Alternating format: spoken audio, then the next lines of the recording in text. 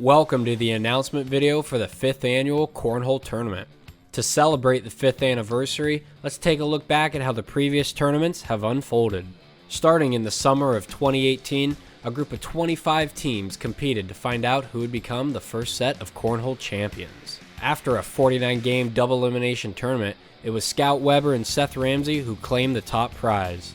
The following year, a full field of 32 teams looked to defeat the returning champions. However, after a competitive 63 games, it was Scout and Seth who stood at the top yet again, this time outperforming the average win margin by 4.5 points, the largest point differential in tournament history.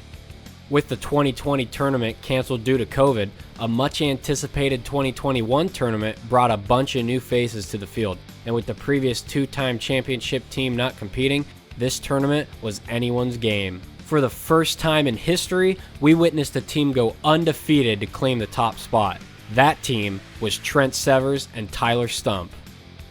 In an effort to improve the player experience, the 2022 tournament format was completely revamped, including a better game schedule, a minimum of 3 games per team, and an unbiased path to the championship. These changes created the most competitive tournament in history, with elimination games averaging the lowest point differential to date, coming in at 6.13. Even so, Trent and Tyler successfully defended their title, going 3-1 in the finals and becoming the second set of back-to-back tournament champions. Over the course of these 4 tournaments, a total of 243 games have been played, with an overall average win margin of 9.15 points. Championship teams, on average, win by 2 more points than this overall margin. This year will follow the same format as last year, with a few minor adjustments. Following last year, 32 teams are grouped into 8 groups of 4. All teams play against everyone in their division, and the top 2 teams of each division are seeded into a single elimination tournament.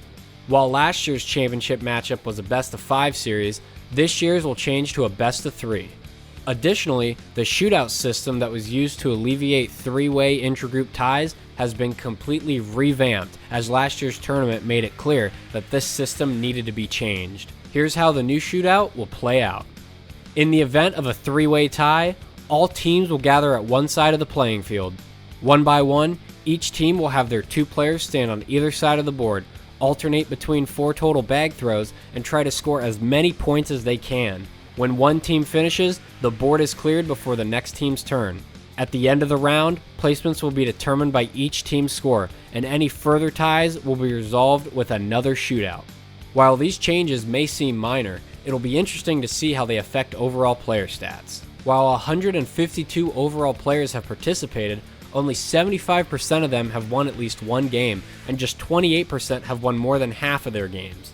When players are ranked based on their winning percentage, the number 1 player is Trent Severs, with an overall win percentage of 94, only having lost 1 of his 17 total games played. Since Trent won't be able to make it this year, this tournament is not only wide open, but we are now guaranteed a new championship team. 32 teams, 1 champion, July 22nd.